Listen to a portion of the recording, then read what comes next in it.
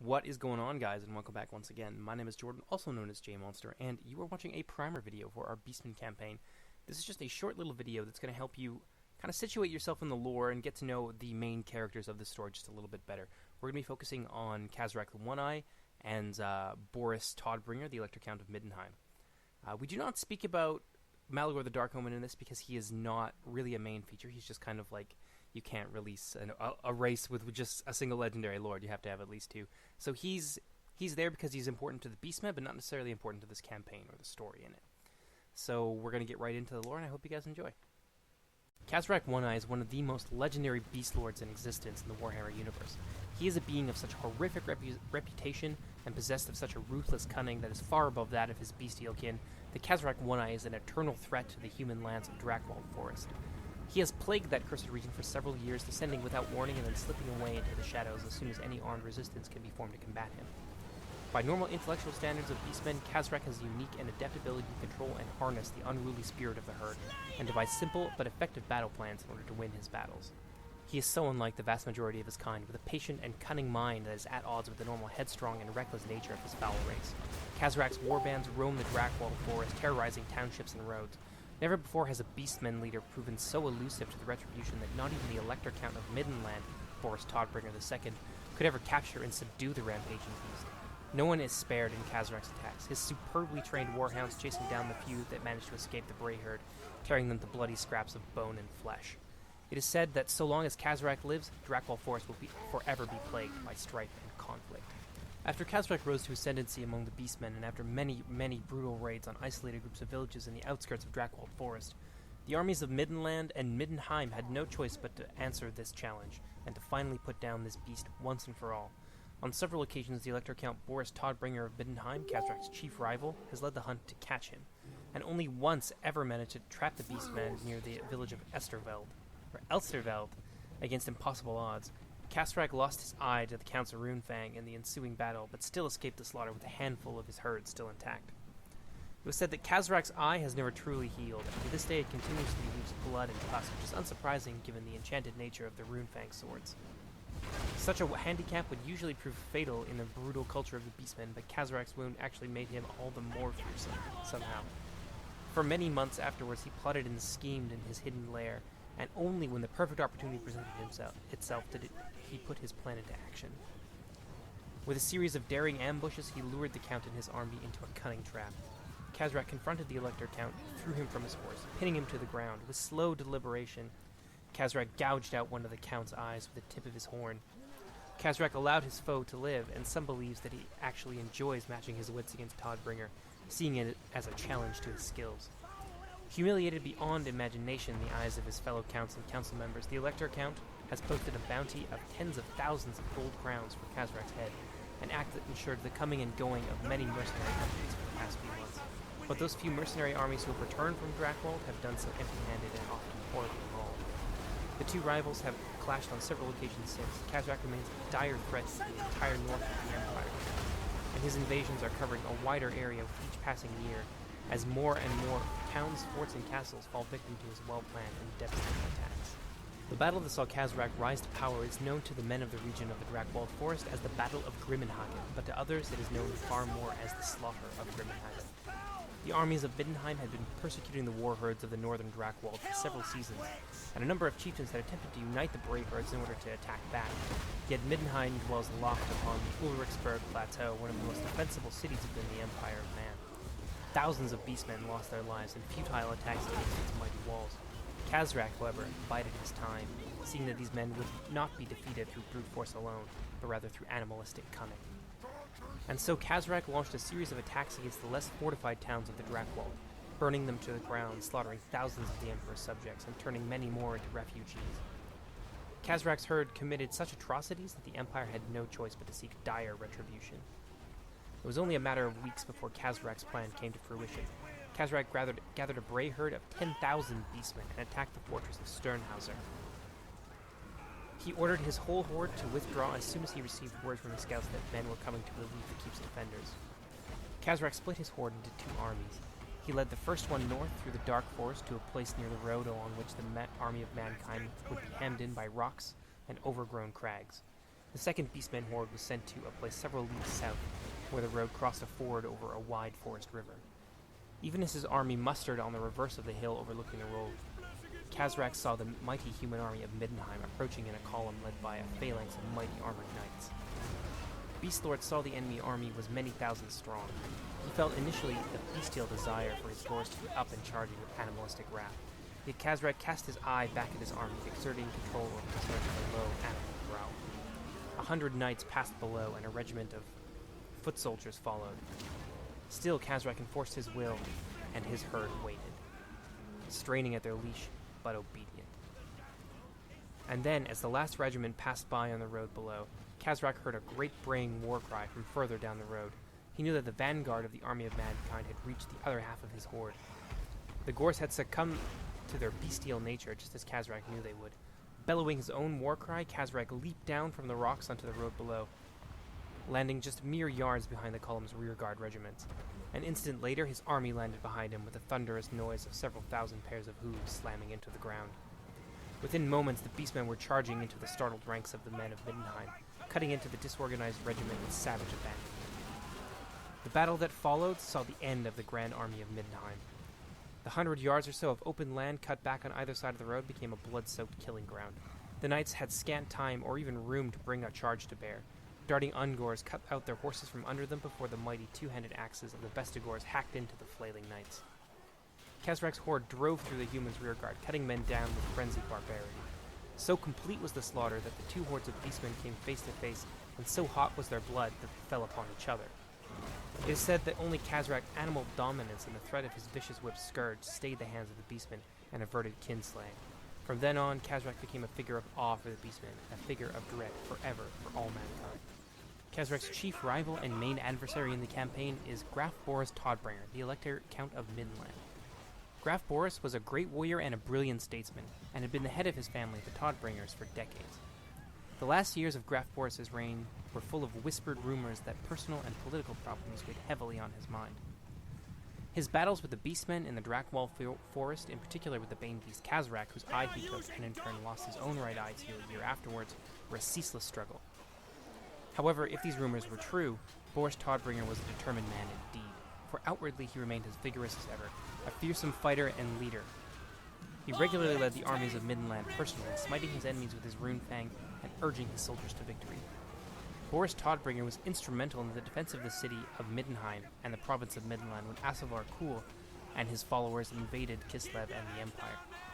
The armies of Ostland, Middenland, along with troops from Hawkland and Kislev, fell back to Middenland, where Boris Toddbringer personally organized the defense of the city and the province, leading the soldiers of the Empire in its defense until the Emperor Magnus the Pious relieved the city. Battle! When Karl Franz was elected emperor after the death of his father, only Boris Toddbringer of Middenland opposed him. Boris lost the vote despite the support of the High Priest of Ulrich, but has since proved to be the most loyal and energetic of Karl Franz's elector counts. The end of the rivalry between Toddbringer and Khazrak One-Eye would come during the End Times event, when, after the armies of Valten and Toddbringer smashed the Skaven forces besieging the city of Middenheim, Boris Toddbringer left with an elite corps of troops to hunt down his chief rival and destroy him once and for all. As the distant figure of Toddbringer and his retinue vanished into the gloom of the tree line, the Supreme Patriarch Martak and Valten supposed that it was a blessing that Toddbringer had only taken a small force with him. Yet every single knight that had departed with the Elector Count was an elite soldier and would be sorely missed on the walls of Middenheim. None of this mattered to the Elector Count, however. Out under the boughs of Drakewald, a steed beneath him and his soldiers at his back, the Elector Count felt alive for the first time in months. At long last, he was free to pursue the only goal that mattered, and soon enough, he would show everyone that Khazrak was the key to everything that had befallen the province of Middenheim. Toddbringer was sure of it. The Beast Lord's death would break the will of the war herds raiding the province and destabilizing the region, making resistance to the armies of chaos that much more difficult. His death would restore order to the Northern Empire and turn the tide in this damnable war. Besides, thought the Graf with relish, that bloody goat owed him a pie. Toddbringer was following the reports of the latest huntsmen to return alive from Drakewald Forest. Those men had told of a great stirring of the Beastmen off to the east across the Hawkland border. If Khazrak was to be found, then Toddbringer had no doubt that he would be there. Thus he rode on with hope swelling in his breast, ignoring the worried glances that his followers gave one another. Let them think he was mad. He needed neither their pity nor their concern. Toddbringer knew his business and was certain that what he did was for the greater good of the Empire itself. As the hunting party rode on, hate-filled eyes watched into the shadows, cold dark orbs that marked their passing. Word soon spread throughout Drakwold's depths, borne upon the wind by feathered wings and dark magic. Within the day, Khazrak had learned that his foe was abroad in the forest. The Beast Lord's furious braying was horrible to hear. Their game of cat and mouse had been enjoyable all these long years, but the world was changing, and now was not the time for games. Khazrak resolved to grind Toddbringer beneath his hoof, ending their long-standing grudge once and for all. Days passed, and Toddbringer's party rode on with no sign of the foe. The still silence of the forest was stifling, as though the Drakwold held its breath in anticipation and left no air for others to breathe. Toddbringer's good humor was replaced by vexation and impatience. He became surly and withdrawn, snapping at his men. A small but increasingly insistent part of his mind was whispering that he never should have left the care of the city and the hounds and outsiders. The forest was vast, it muttered, and Khazrak could be anywhere. Riding out to finally slay the beast had seemed a pure, just cause, a release from their growing feelings of frustration and hopelessness.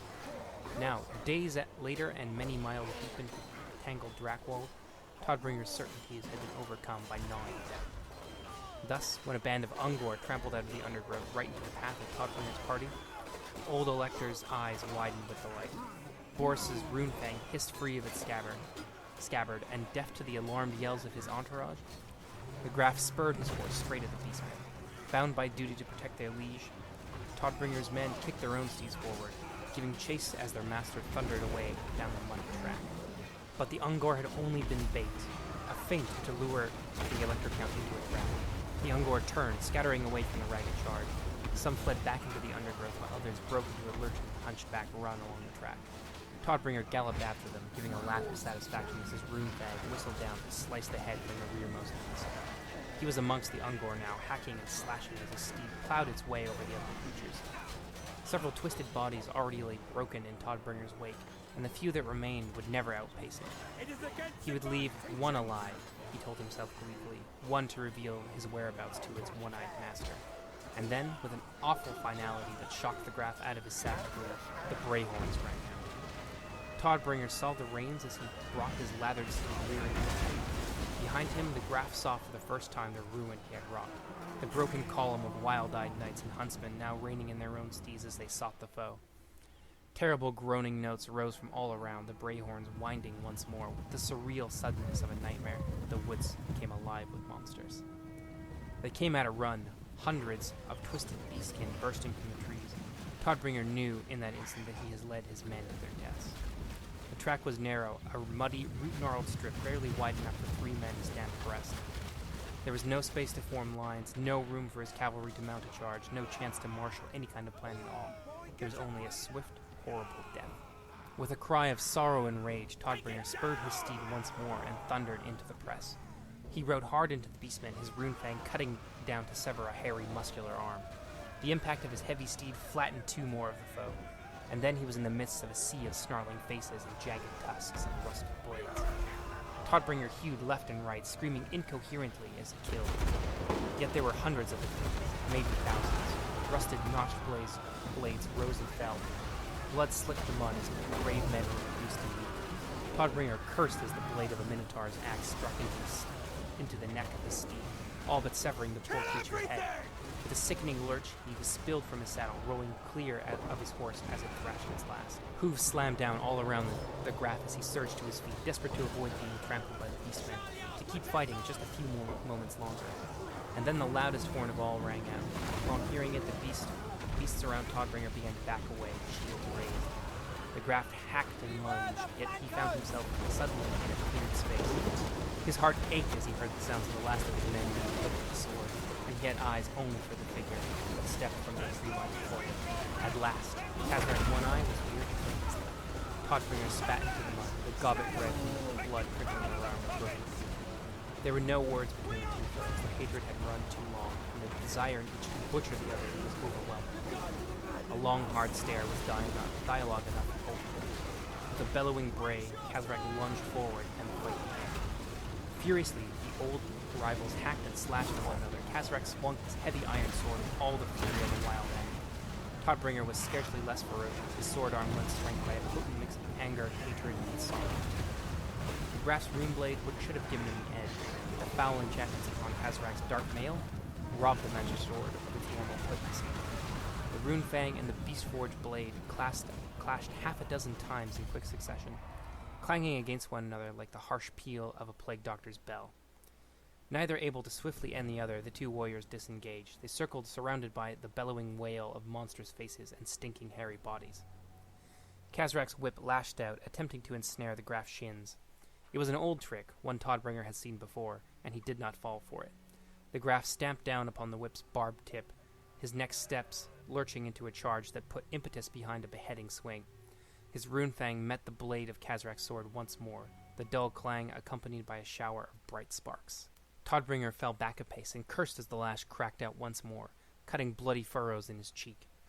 The next moment saw him parrying frantically as Khazrak's sword hammered down against his guard once, twice, 3 times. On the third blow, Toddbringer was driven to one knee, the thick mud squelching beneath his armor. Excited brays rang out around the circle as the beastmen scented blood, but the Graf was not done yet. With the faces of his slaughtered men swimming before him, Toddbringer roared his fury and scythed his blade low, hacking through Khazrak's right shin in a spray of gore. The Beastlord fell, roaring in pain, and Toddbringer was on him in a moment. As the Graf straddled his prone foe, Khazrak tried to club Toddbringer with a sword pommel. The Beastlord's clumsy blow clanged from Toddbringer's shield, the blunt edge of which hammered into Khazrak's teeth a second later. The blow slammed the Beastlord's head back against the muddy ground, filling his mouth with shattered teeth and blood. Khazrak's head rolled drunkenly, his brawny arms slumping back. The moment of incapacitation was all that Toddbringer needed. His rune fang stabbed downwards to plunge through Khazrak's one good eye. The blade punched through gristle, bone, and brains, and it burst out the back of One Eye's skull, embedding its tip deep into the mud below. Toddbringer spat full in Khazrak's face seconds before the howling beasts fell upon him in a tide and tore him limb from bloody limb. So passed the Elector Count of Middenland, the Lord of Middenheim, torn to shreds by an army of vengeful beasts. Behind him he left the twitching corpse of his most hated foe, and an obsession finally fulfilled. Yet he left also a blood-soaked mound of his own dead men, and a weakened city that would soon face the full fury of the Ever-Chosen's armies. And that is it for our primer video. I hope you guys enjoyed. I hope you found it informative, and it's going to help you enjoy our Beastmen campaign, which is going to be coming out very shortly, even more. Take care, everybody. I'll see you on the battlefield.